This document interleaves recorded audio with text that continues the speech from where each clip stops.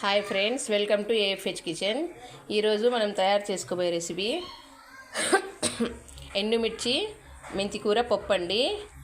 ఇది చాలా టేస్టీగా ఉంటుందండి. పేషెంట్స్కి అయితే సూపర్గా ఉంటుంది. మనము మామూలుగా కానీ తినేటప్పుడు తినండి, దీంట్లో కొద్దిగా నెయ్యి వేసుకొని రైస్లో తింటుంటే సూపర్గా ఉంటుందండి. దీన్ని ఎలా తయారు చేసుకోవాలో దీనికి కావాల్సిన పదార్థాలు: కందిపప్పు, ఎండుమిర్చి కొద్దిగా వేయించేసుకోవాలండి, అప్పుడు మంచి ఫ్లేవర్ అనేది వస్తుంది. లైట్గా వేయించేసుకోవాలి పెనం మీద. ఉప్పు, జీలకర్ర, ధనియాలు, పసుపు. తిరువాత కోసము నేను ఇలా కట్ చేసుకున్నానండి. వెల్లుల్లి రెబ్బలు, చింతకాయలు కూడా వేసుకోవాలండి, ఎందుకంటే సీజన్లో మాత్రమే చింతకాయలు దొరుకుతాయి. చింతకాయ వేయడం వల్ల సూపర్ టేస్ట్ వస్తుంది. అలానే చిట్టినాడు ఉల్లిపాయలండి. చిట్టినాడు ఉల్లిపాయలు ఎందుకంటే పప్పు మంచి టేస్ట్ రావడానికి. నేను 2 టమోటాలు అయితే తీసుకొని ఇలా చిన్నగా కట్ చేసుకున్నాను. మెంతి కూర కొంచెం ఎక్కువ క్వాంటిటీ తీసుకుంటే మంచి టేస్ట్ వస్తుందండి. కొత్తిమీర, పప్పు కోసం జీలకర్ర, ఆవాలు. ముందుగా మనము ఇందులోకి కుక్కర్లో అయితే వాటర్ వేసేసుకున్నానండి. వాటర్ వేయడగానే ఇందులోకి మనము ముందుగా కడిగి పెట్టుకున్న కందిపప్పుని అయితే వేసేసుకుందాం. కందిపప్పు కడిగి వేసేసుకున్నానండి. ఇప్పుడు ఇందులోకి ఎండుమిర్చి, ధనియాలు, జీలకర్ర, పసుపు, ఉప్పును కూడా వేసేసుకుందాం. అలానే చింతపండు, చింతకాయలు, చిట్నాడు ఉల్లిపాయలు, వెల్లుల్లి రెబ్బలు,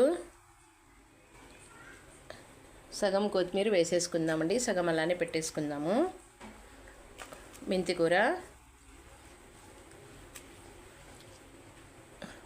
టమోటాలండి వేసి దీన్ని ఒక 3 స్టీమ్ లేదా 4 స్టీమ్స్ వచ్చే వరకు కుక్ చేసుకుంటే సరిపోతుందండి.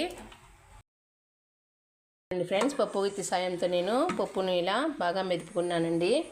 ఒక గిన్నెలో నేను నెయ్యి, నూనె 2 వేసుకున్నానండి. నెయ్యి వేసుకుంటే మంచి ఫ్లేవర్ అనేది వస్తుంది. ఇందులోకి జీలకర్ర, ఆవాలు, అలానే వెల్లుల్లి రెబ్బలు, ఉల్లిపాయ ముక్కలు వేసి దీన్ని లైట్గా గోల్డెన్ బ్రౌన్ వచ్చే వరకు ఫ్రై చేసుకుందాం. మిగిలించుకున్న కొత్తిమీరని ఇందులో వేసేసుకుందామండి పప్పులోకి. చూడండి, ఉల్లిపాయలు అయితే బాగా వేగాయి. ఇప్పుడు ఇందులో కరివేపాకు వేసేసుకుందాం.